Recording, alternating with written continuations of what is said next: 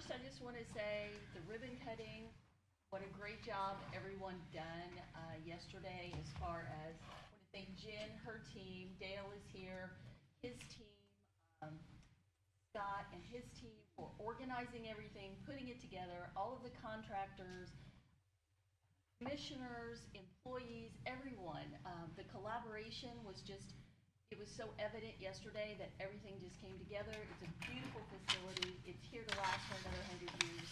So just thank you to everyone for all of their participation. Now, meeting minutes in your packet. Any changes? If not, I would entertain a motion to accept. So moved. Matt made the motion. Second. Second by Tony. All in favor? Aye. Opposed? This morning we have Jason Simler from Baker Street, who's going to give us some information about Senate Bill 1 that was passed, signed into law in April of this year that affects the amount of income in future years that counties are going to receive. So we just wanted to gather some information about options for 2026 and moving forward and what that may look like. Jason? Here. Please go to the podium.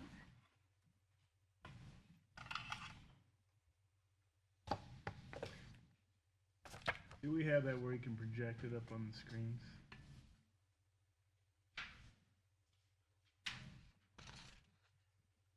In case anybody wants to look out there.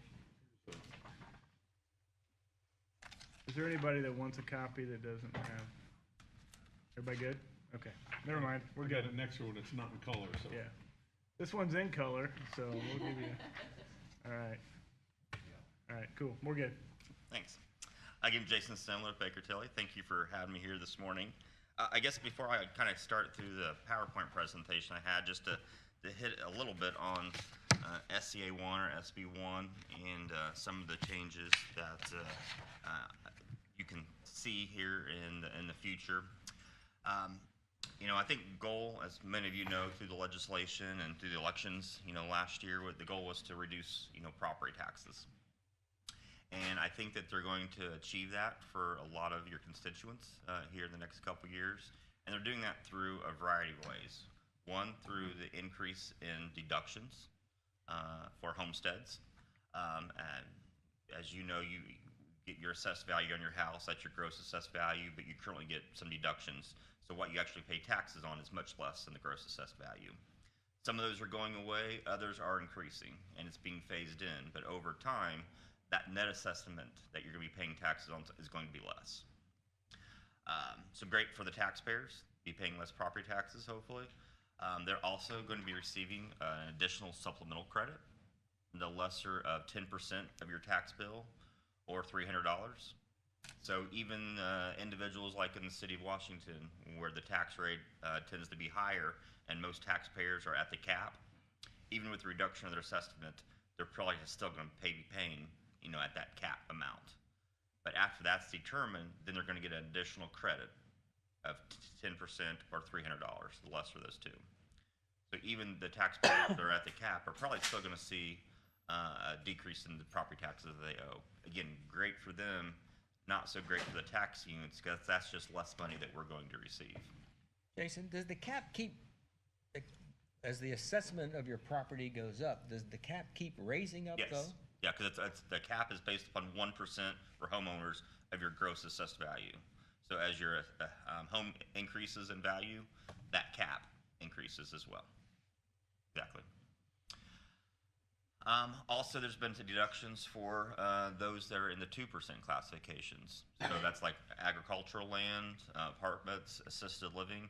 So historically, those taxpayers never receive any deductions unless you give them a tax abatement. But now they're automatically going to be getting deductions up to a third or 66% of their assessment. So that's going to be a huge hit to your tax base.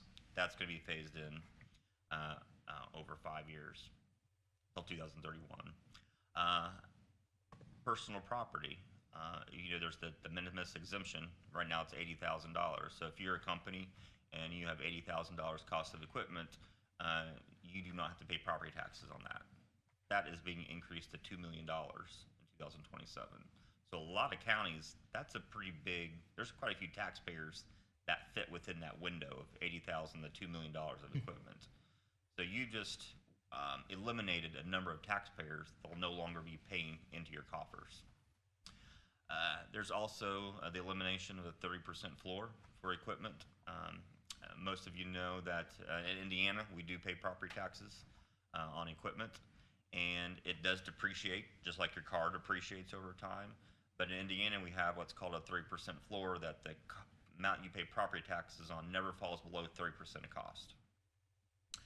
That's being eliminated for any equipment that's being installed after January 1, 2025. So, Because of that. no, it's separate. Yeah. So if you're a company and you owe $1.9 million in equipment in 2027, you don't have to pay any property taxes on that equipment. But if you owe $2.5 million, if you invest $2.5 million this year, you'll have to pay property taxes on it.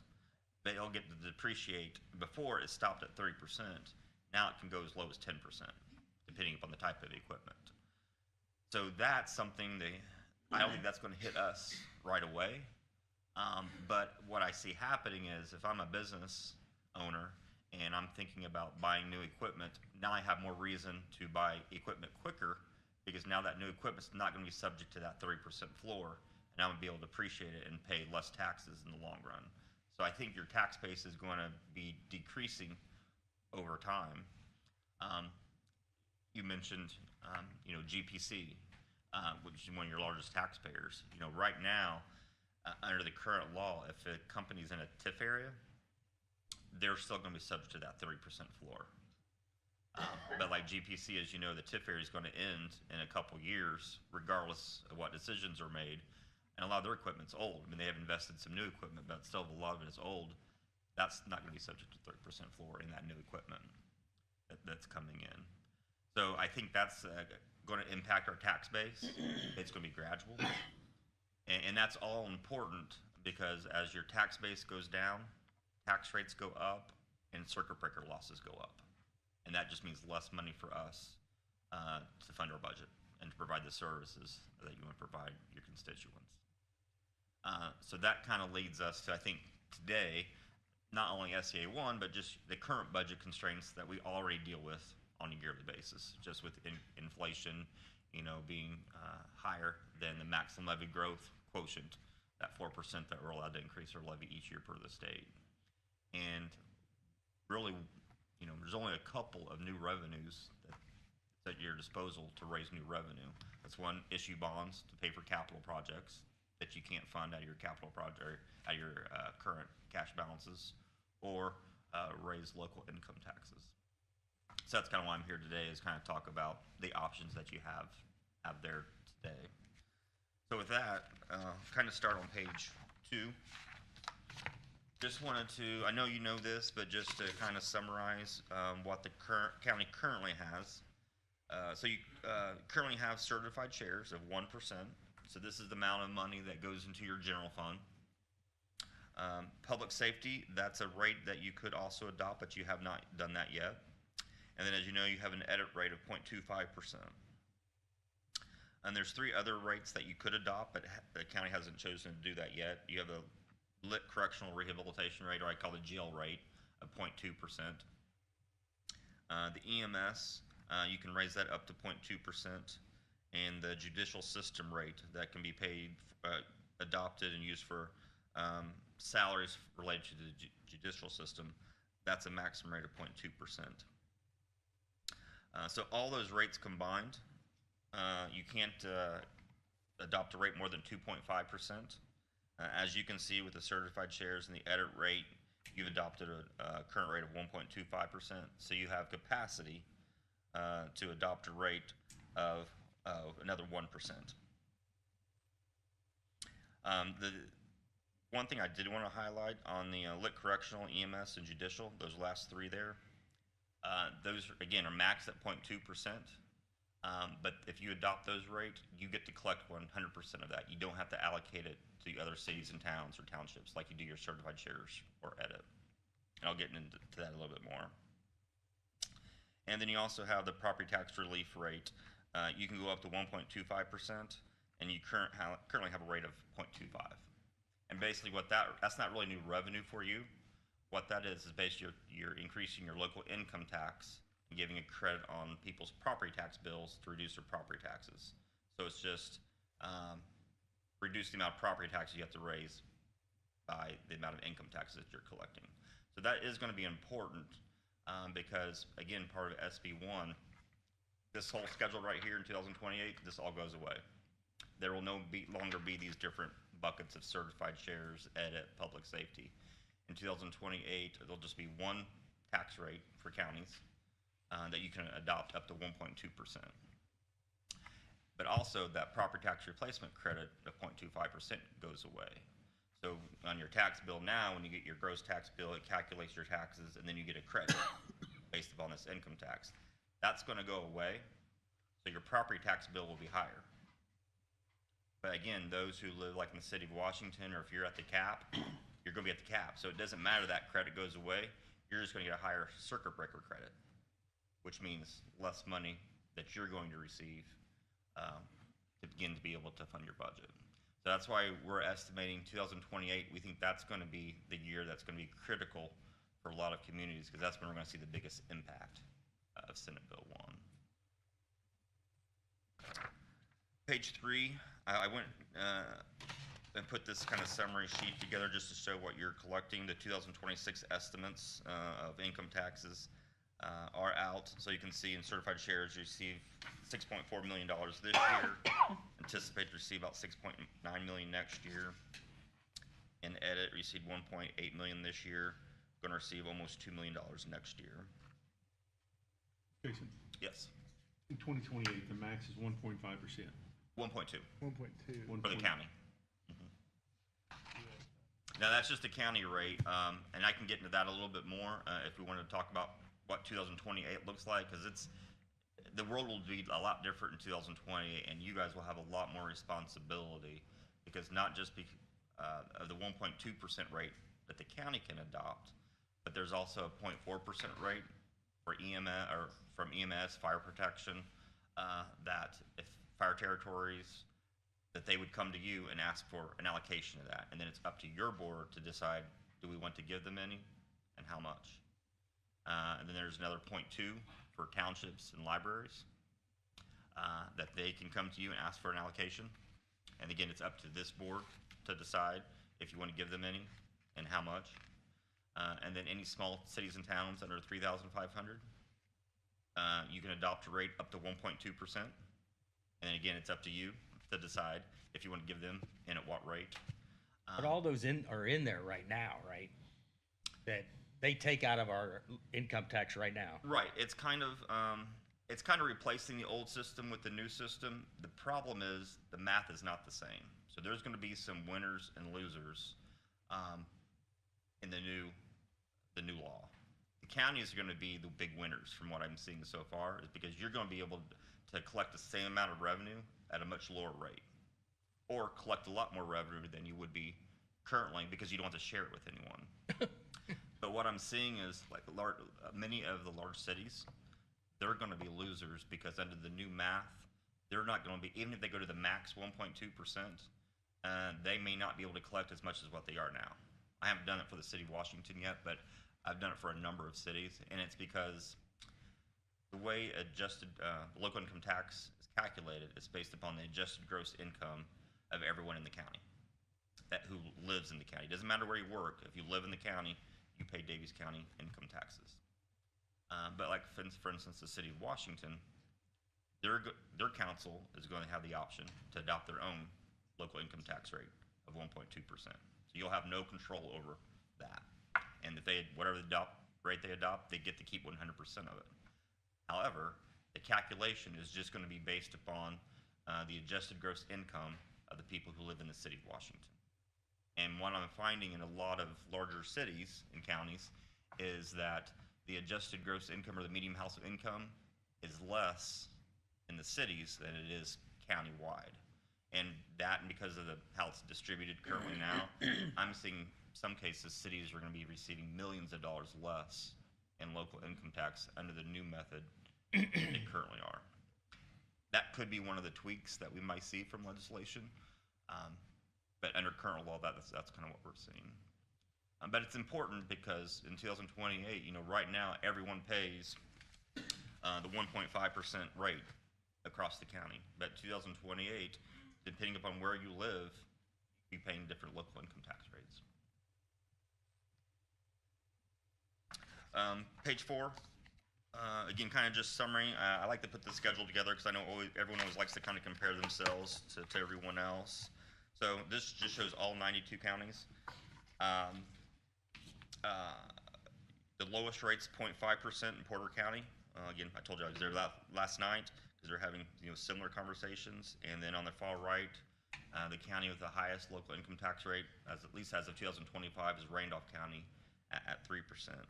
And you can see, Daviess County is currently at 1.5%. And you can see the average or median is about 1.9, 1.95% for all 92 counties.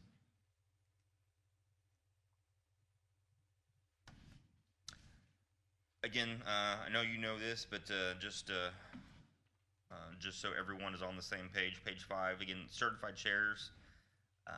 It's very flexible to what you have right now because it's deposited in your general fund. It can be used for any legal purpose. It's distributed to all the units, so the county, cities, and townships, and libraries. The edit tax that you also have, it has its own separate fund, but it can be used for any legal purpose of the county. It has a smaller allocation spread. So there's bigger pieces of the pie because it's only distributed to the county, cities, and towns. So we were asked, since you do have capacity, that 1%, we were asked to put together some scenarios just for illustrations to see what this would look like if you were trying to generate $1 million in revenue, for EMS-related services. So on page 7 there, if you wanted to generate about $1 million based on 2026 estimates, you would need to adopt a rate of about 0.09% of an EMS. Because again, EMS, you don't have to share that with the cities and towns. You get to keep 100% of that. But it's restricted just for EMS operating services. If you wanted to adopt a rate that you could also distribute to other cities and towns, we showed the public safety rate. If you adopted a public safety rate, you would need to adopt a rate of 0.13% to get that same $1 million in revenue. You'd actually generate about $1,478,000 because you have to distribute to Washington and the other cities and towns. Once you do that, the remaining portion left for the county would be that $1 million. So that's why you have to adopt a higher rate of public safety to get that same $1 million because you have to share with others. And if you were to do this, or even if you just maintain with what you have, this will still be in place for 2026 and 2027. Begin in 2028, we'd have to basically start all over under the new method, and then we'd have to adopt a rate that would meet your needs under that 1.2% threshold that you have.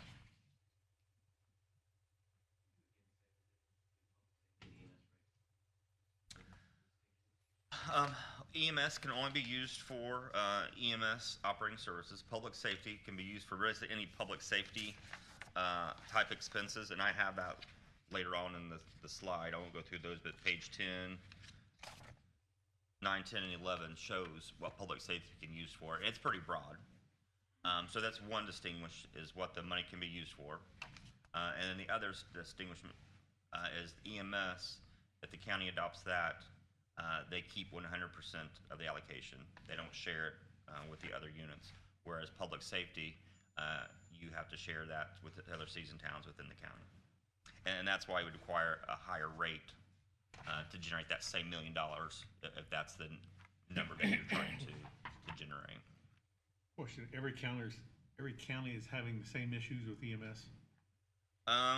In the last 2 years, I've talked to a lot of counties that are having, like I said, it seems like the the contracts on ambulances or with hospitals, it's like last year and this year, they're all coming due. And of course, seems like they're significantly higher than the original contract, and they're trying to figure out how to fund that without eating into their current balances. So EMS is a good, and it's really why it was created a couple years ago. Originally when the legislators adopted this, it was for counties, and you had to provide 100% of the EMS services within the county. Well, there was only a few counties that did that. So they amended the legislation to wipe out that requirement because counties were in such dire need of being able to fund those increased costs. So this, it sounds like the issue that's in front of you is a common issue for a lot of counties. And a number of counties have adopted the EMS here in the last year and are thinking about it again this year.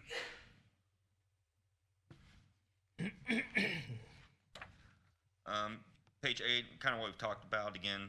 EMS is distributed by the, adopted by the county, but it can't exceed 0.2%. So we can't get more than that, and it's only effective for 25 years, which really doesn't matter anymore after the new legislation. And then public safety. Again, the next couple of slides, I'll let you read through that, but there are some limitations on public safety, but as you can see there, they are pretty broad.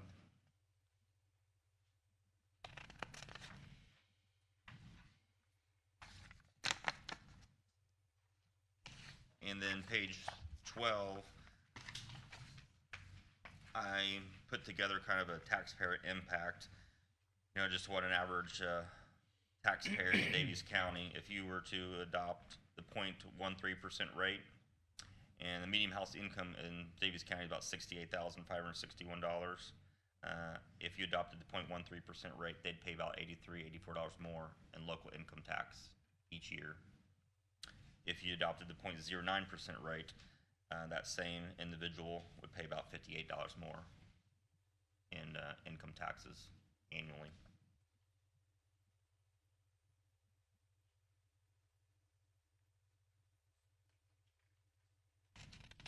And then the next page, the key date for the council, if you are thinking about making a change, is you have to adopt the resolution or ordinance by October 31st for it to be effective in 2026. And if you were to do that, you'd start receiving that increase in revenue starting in January on a monthly basis, as you do now.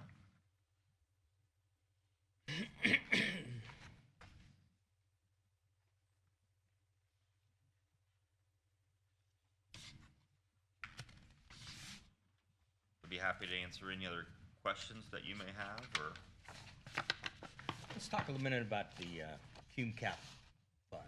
okay. And can you explain how that works and how much room we have in our cum cap? I mean, that is truly one of our pressing Yep.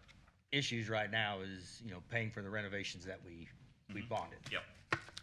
And that is one revenue possibility that the county does have. The cum cap development fund, so that's a rate that's outside your maximum levy. So as you know, your maximum levy is your general fund, reassessment, health fund. Those are all what we call maximum levy funds because they can't grow more than the maximum levy growth quotient. The last couple of years has been 4%.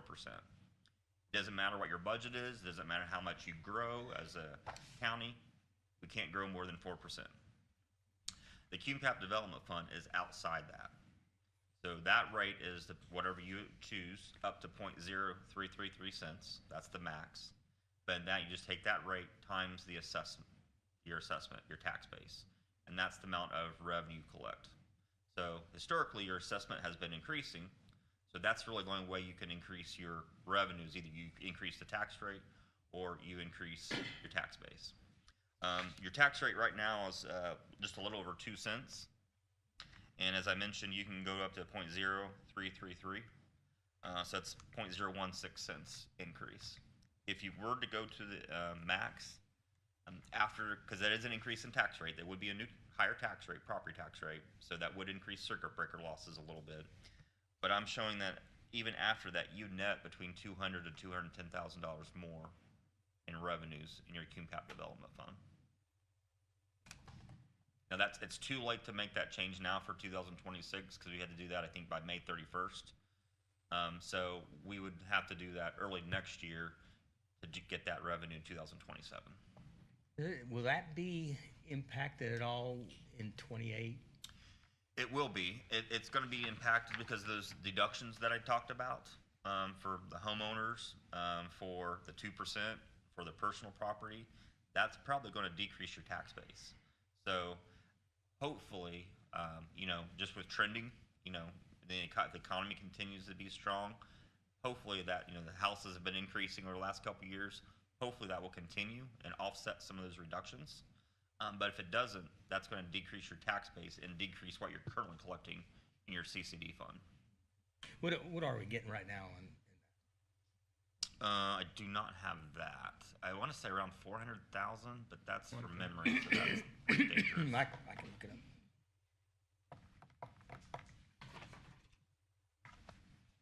I can look it up, but I want to say it's around 400,000. 297,000 in 8 months, so.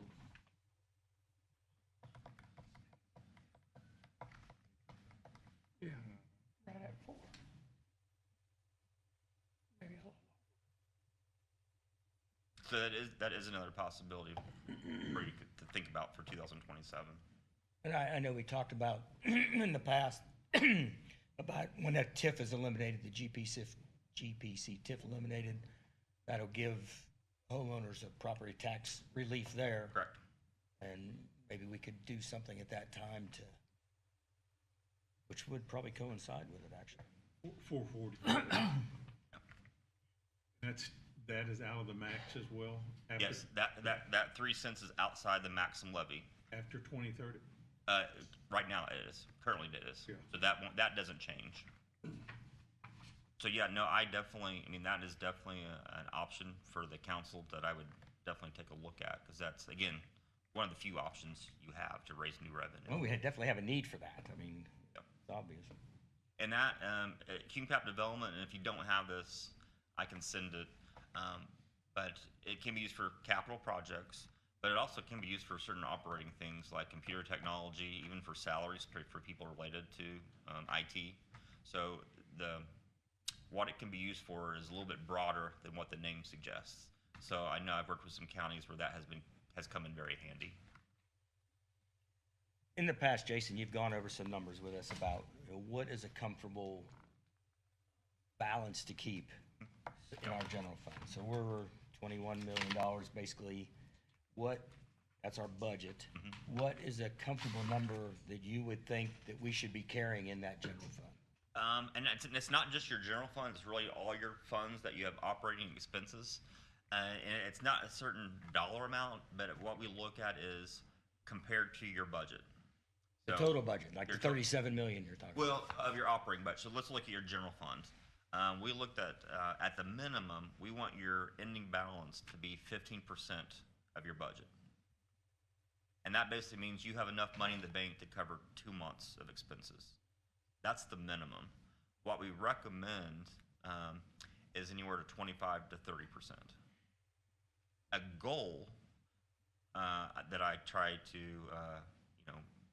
recommend for my clients, and there's a few counties that can do this, is to have 50%. So that means you basically have enough money in the bank to cover 6 months of expenses.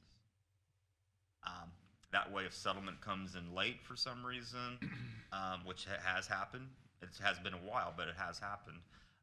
And I think to have those healthy balances are going to be more important than ever, because with this legislation,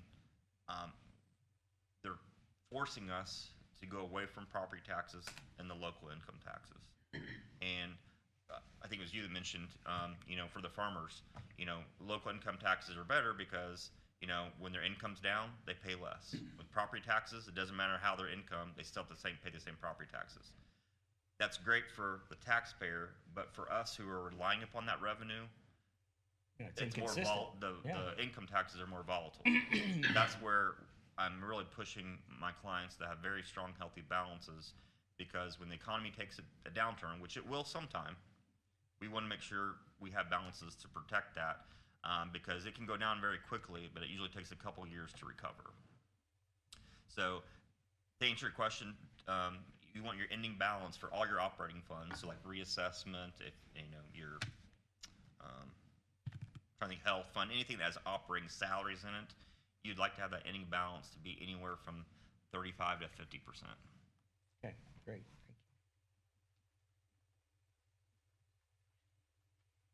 Thank you. Any other questions?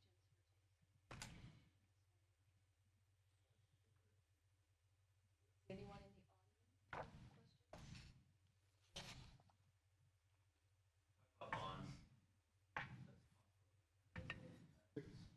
Grant, nobody else can hear you. Sorry. Want to know a little bit more about the 30% floor that's going away? Because that could be a big deal. And if we maybe need to negotiate with some of these before that happens and say, hey, we'll promise you longer benefits, but we need something between 0 and 30 just to guarantee, like a payment in lieu of taxes or something like Yep. this. Yeah, so, again, any new equipment that a company invests starting this year, January 1, 2025, will no longer be subject to that 30% floor. So all the old equipment's still subject to the 30% floor. It's just any new equipment. But again, my fear is that companies are gonna, reinvest, so there'll be less of the old equipment subject to that and more that's not. So I think that's gonna slowly deteriorate our tax base. Now, you can have agreements with companies. I know we've worked with a lot of wind and solar, which, those are hundreds of millions of dollars investment. And, when they come to the county, there's very few jobs. So really the benefit to the county is the large amount of investment, the large amount of increase in tax base. Well,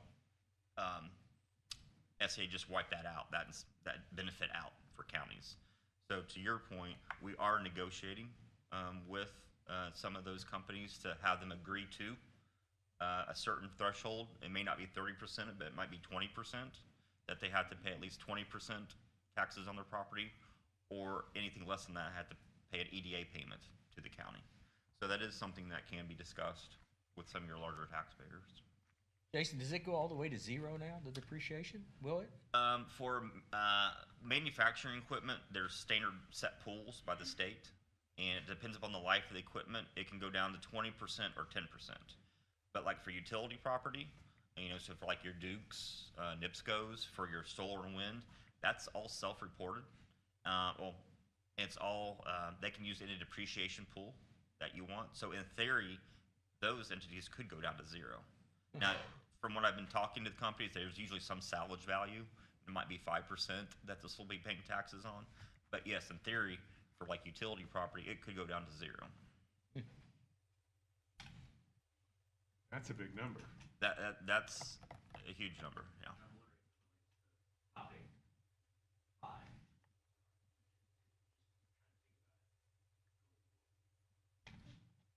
Yeah, I mean, I'm not familiar with RTC, but I mean, if personal property abatements, I mean, you'll definitely want to look at those differently, because now that they can depreciate their equipment down to 10%, that really the abatement's not as worth as much to them as it used to be, but also you're not getting as much benefit, after 3 or 4 years, because it's pretty much depreciated down to the bottom.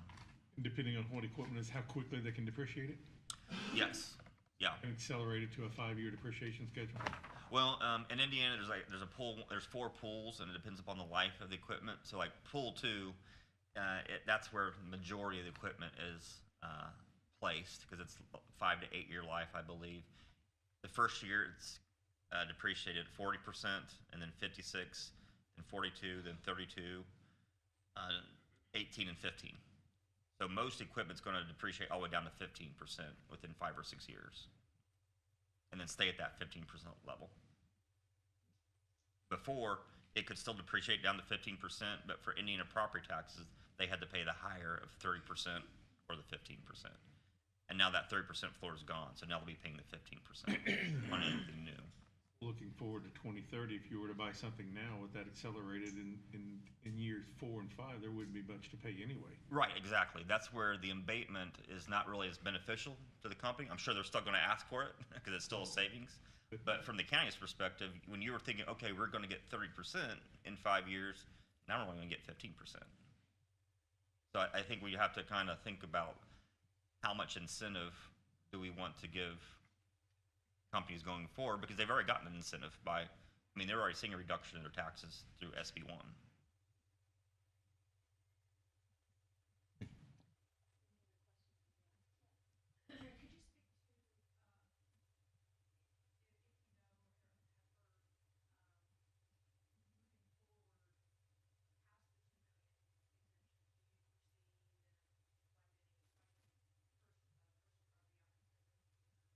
I've been doing this for 26 years, and I think for 26 years, there's been a proposed bill to eliminate personal property taxes completely. So I think that this could be just a stepping stone to get there eventually.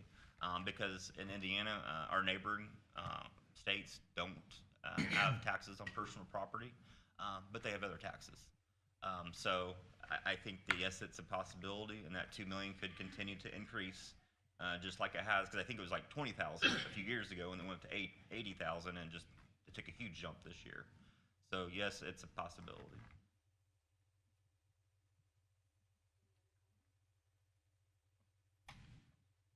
Thank you, Jason.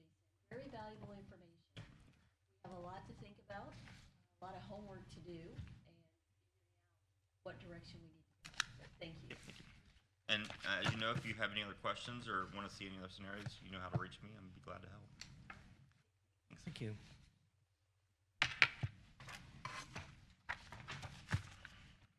Sheriff's Department.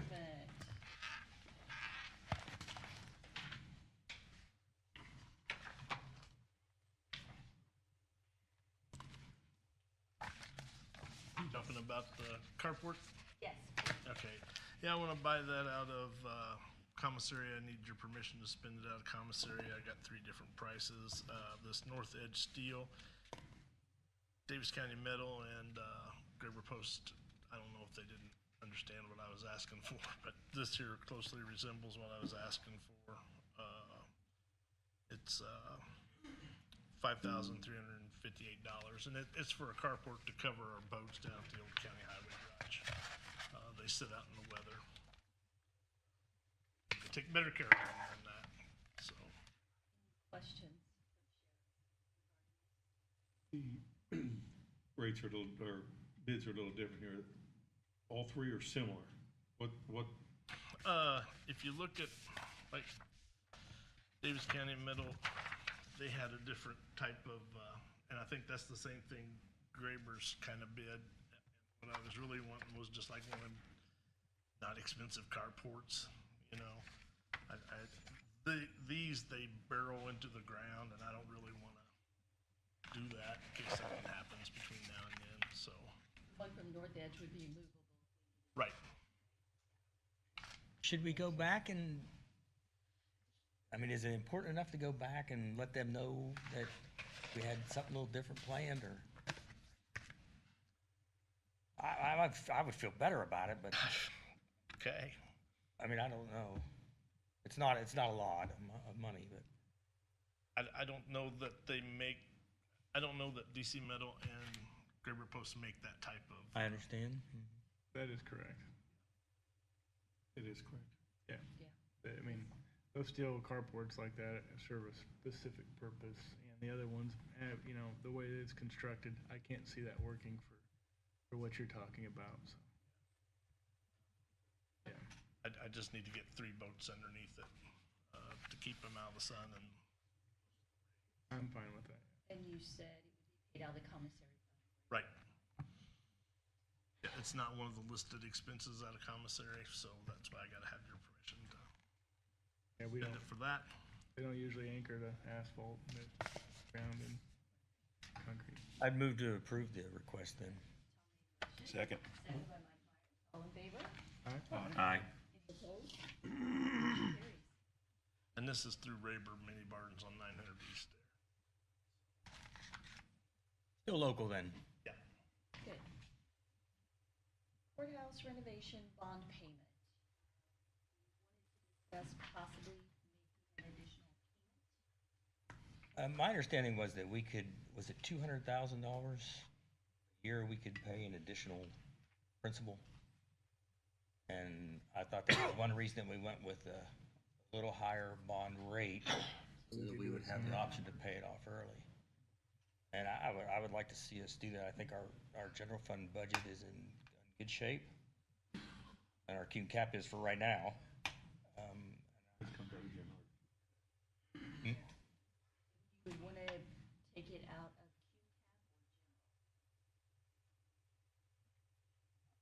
I was thinking cum cap, I mean, that's where our bond payments have been coming from. I think that's a logical place to have it. I agree with that.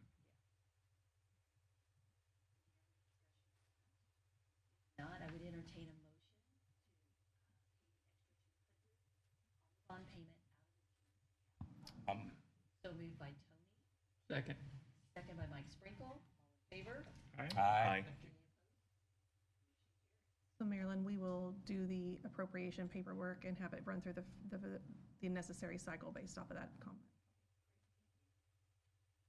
RTC abatement extension.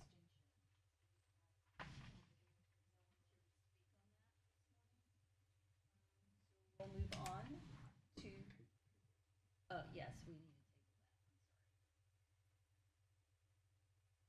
Need a motion to do that, or I'll make just? a motion to table that until further That need a information. motion? Yeah. Second. second by Mike Sprinkle. Aye. Any opposed?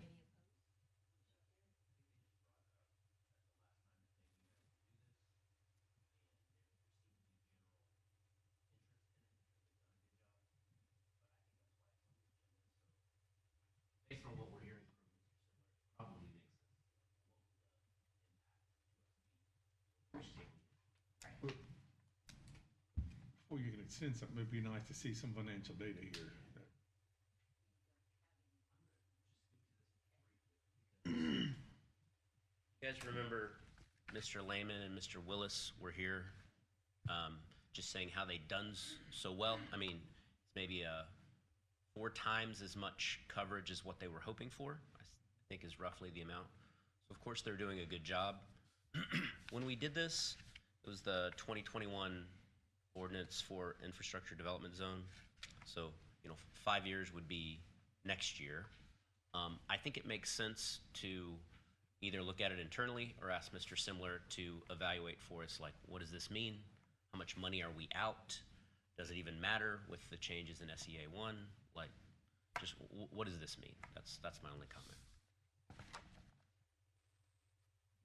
I agree that that's probably the best route to take, Grant.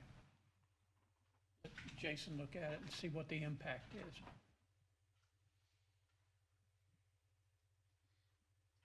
Okay, then the 26 budget adoption. We had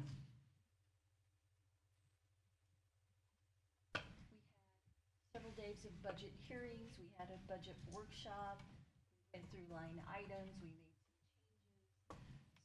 So this is the final budget that we would be looking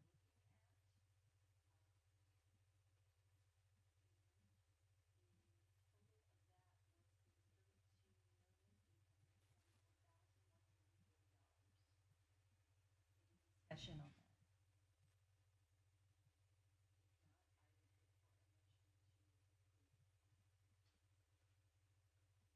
So moved. Second by Tom. Aye.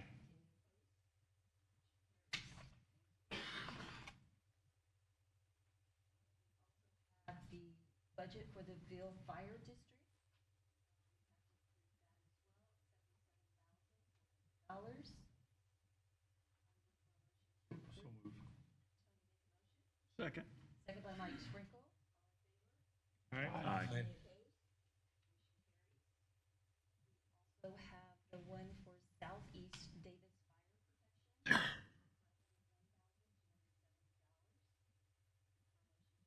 Move to approve. Second. Second by Myers, all in favor? Aye. Any opposed?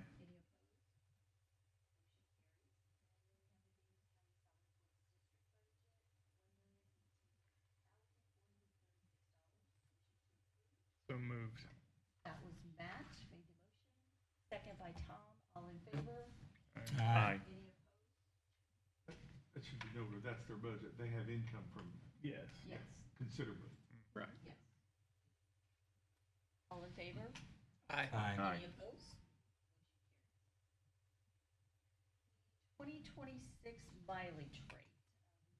Look at that, and currently we're at 43 cents per mile on the reimbursement.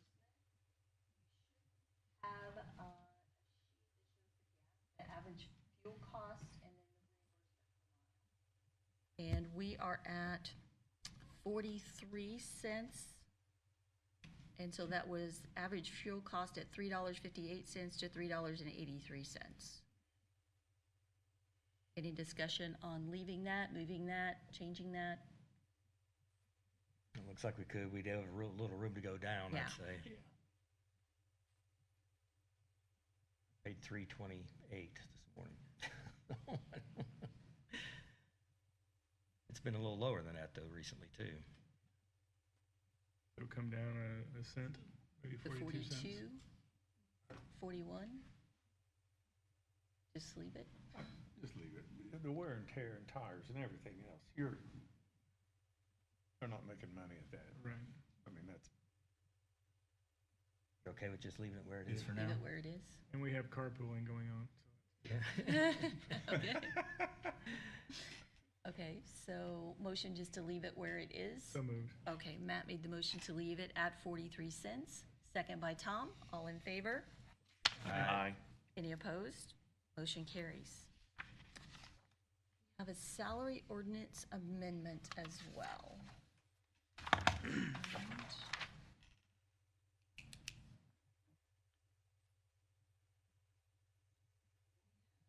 Yes. Reassessment, yes. I'm sorry, Crystal, I was trying to get to it.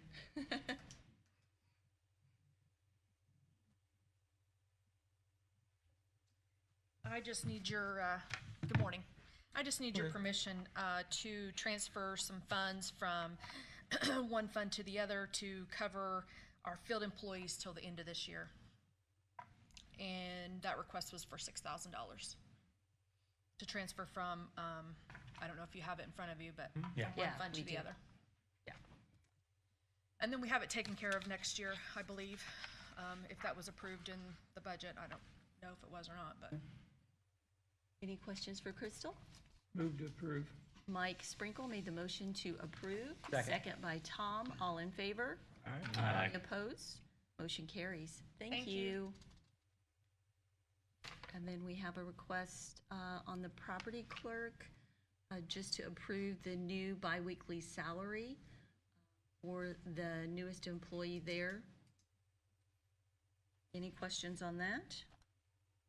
If not, I entertain a motion. So moved. Motion made by Matt, second. second by Tony. All in favor? Aye. Any opposed? Motion carries. We also have a request, and I know if you were looking at it digitally, you couldn't pull it up. This is from the Community Crossings Grant Fund 9100. It's transferring the remainder of the full-time employee perf to part-time funds. Community corrections, I'm sorry. To move that to the part-time fund. And the request was for $5,215.82. Any questions? If not, I entertain a motion. So moved. Mike Myers made the motion. Do I have a second? Second. Second by Matt. All in favor? Aye. Aye. Any opposed? Motion carries. Okay. Excuse me. We have a request to move, is to pay 14 jurors for a 2-week trial plus their travel. That's for $15,000, an additional appropriation from circuit court. Judges are at a hearing, or at a conference this week, so they could not be here. Any questions on that? If not, look for a motion to approve. So moved. Tony made the motion to approve. Second. Second by Matt. All in favor? Aye. Any opposed? Motion carries. We had a request from the sheriff's office. The Request is for $15,000.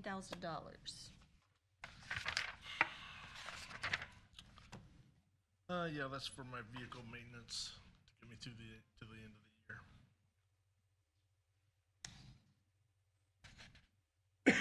year. That was for auto, the boat, the ATVs and everything, right? Yeah. Okay. Yeah, we've had a couple of transmissions and she's kind of been abnormal on that. Okay. Any questions for Sheriff? Make a motion to approve. Matt made the motion, Second. second by Mike Sprinkle. All in favor? Aye. Aye. Any opposed? Motion carries. Thanks, Sheriff. Oh, I got 3 more. I was gonna say, you wanna go ahead and do those when you're up I there? don't get to run away. Security Center for Repairs and Maintenance. Yeah. Go ahead. Yeah, repairs and maintenance. Like I said, when I first became sheriff, we was always happy we had maintenance money left over that we could do a few upgrades on water, better water usage, LED lighting.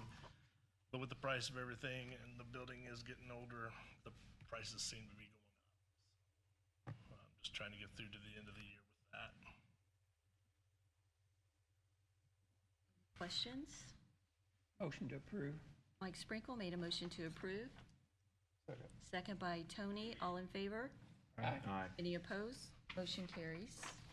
And then your other request for institutional medical. Right. We've had, we got more inmates now this past year, but we have had some unusual medical costs this year. We've switched prescription companies, so we're hoping that we get a savings there further on down the road, but it's another one of those things we really don't have much control over. And it's hard to estimate from year to year. It is, yeah. Any questions? You're arresting people who are less healthy or what? The city police patrol the nursing homes, I'm telling you. That's what they do. Yeah, no, it's, yeah, we've had some doozies this year, but, it's what we gotta do.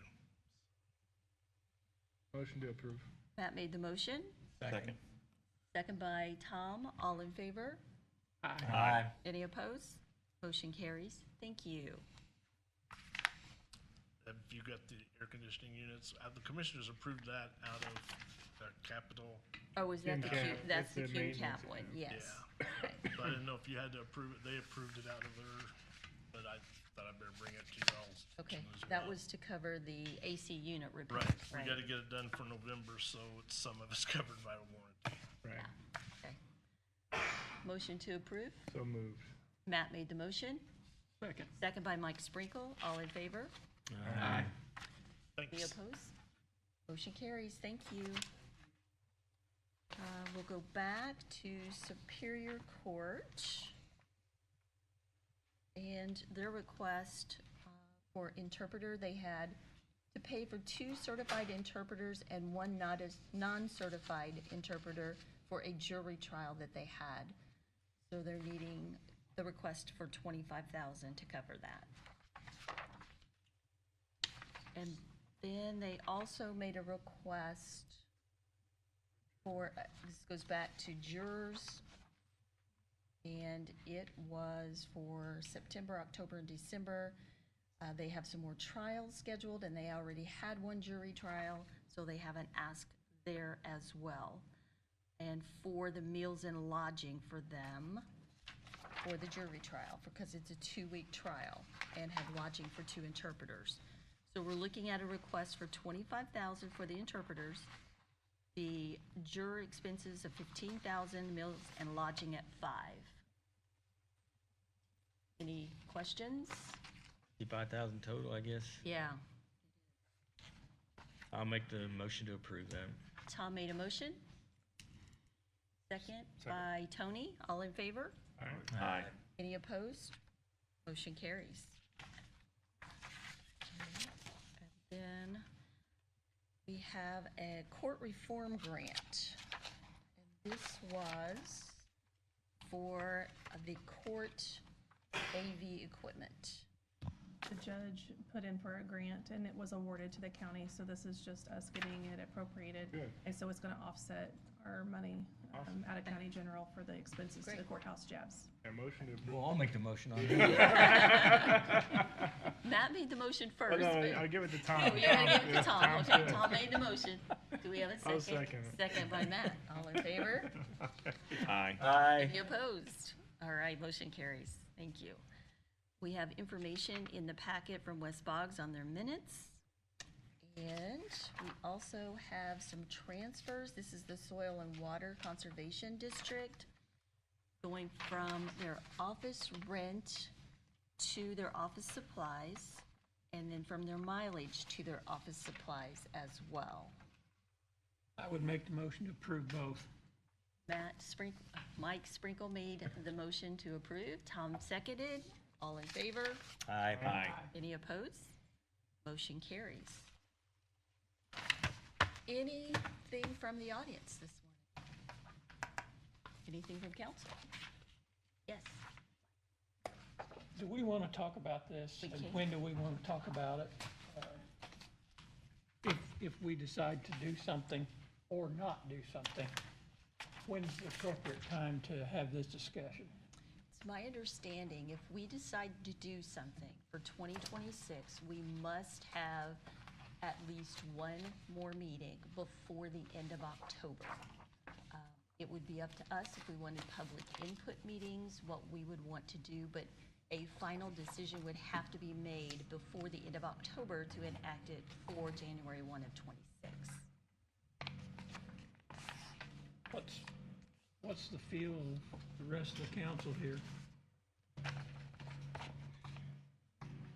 I definitely think it's worth discussion. We gotta prepare ourselves for some of the stuff that's coming up, and, you know, if we wait, we're gonna be all talk and not getting anything done. So I'm open for another meeting, another day, and, happy to have that discussion and have some numbers calculated. I would concur with Matt. I don't think we need to just put this in our book and forget about it. I think we need to talk about it, one way or another.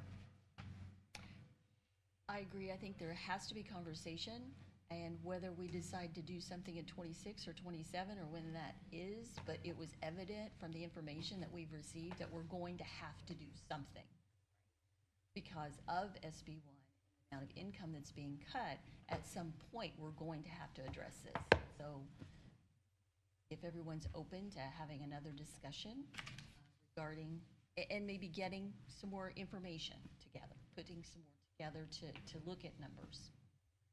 I'm not opposed to do it. You're what? I'm not opposed to sit down and have further discussion. Having further discussion. Definitely, because we want to hear what the public has to say now that we, I mean, people have heard about SB 1 for a while now. but Right. To actually, and for us to have it boiled down by an expert and show us, kind of lay it out for us now that it's been done in a public meeting, give the public a chance to come talk to us about it. Right, What because they we could feel. see what the savings are on the property tax side for that individual, and if we were to do something, what that means for that individual. I think you gotta show those examples. Right, So exactly, that people understand. yes. He had mentioned earlier that average taxpayer should save $300 on a property tax. So if you're looking at just the EMS, again, what the county is paying on EMS, if you divide by the number of taxpayers, you're looking at about $20 a person. Nobody wants any increase, but you're talking $58 to the average. Families laying out here on the road. How important is EMS? I mean, But the problem is though, we're already paying it. We know what it is in the We what? short term. we're already paying, yeah, we know what we're paying. Yeah, so, I mean, I don't see any big change coming until 2028, really. I mean, that's when the change is gonna be here. Unless we think something, you might have more information than I do, Tony, on the hospital side, but if we think something's gonna happen before then, that's gonna drastically change how we're set up structurally, and right now, we're actually covering it and doing a pretty good job of it. I realize things are gonna change in 28, I realize that. But yeah, I think I'm open to further discussion. Doesn't matter to me. So we may need to schedule a special meeting, just talk about this in that special meeting. That, okay, we can do that. We'll get some dates together and we'll have a special meeting before our next meeting to discuss.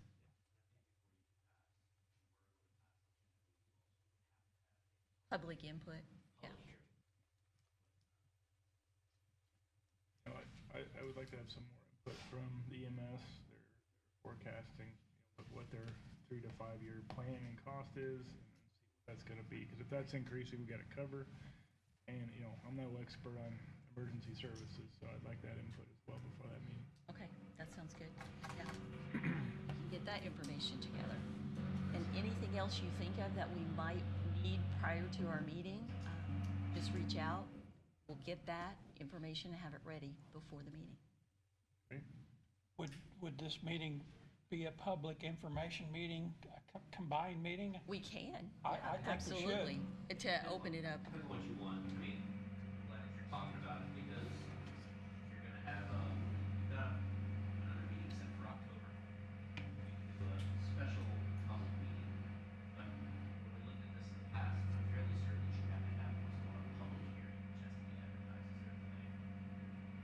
Yeah. Sign in, they come up, they talk, blah, blah, blah. So maybe we have our meeting first and then decide if we want to pursue it, and if we do for Oh, a public 2026, then we Yeah. could schedule a public think it's hearing at reasonable. that point, a special one. Maybe prior to or whatever. Okay. Okay, And so, yeah, I know we're all busy the evening, but to everybody who's working, it's difficult for them to get here and During the day. express their opinion. Is this something that we would consider doing? I'm open to that. I'm I think open to think that, that's good. yeah. If you Yeah. truly want the people's Yes. input, Yes. yes, everybody's at work. Agreed. Yeah. yeah. And this is an issue that they do need to have input. I agree. And if I'm not mistaken, this is an issue, a decision for us alone. This is nothing is question, but this is a council decision. Right. We can discuss that Yeah. part. Yeah, pretty sure it is. All right, thank you all. If nothing else, then we can look for a motion. Yes, Move to adjourn. move to adjourn. Second? Second. Second by Matt. All in favor? Aye. Aye. Meeting is adjourned. Thank you all. We have signatures. We have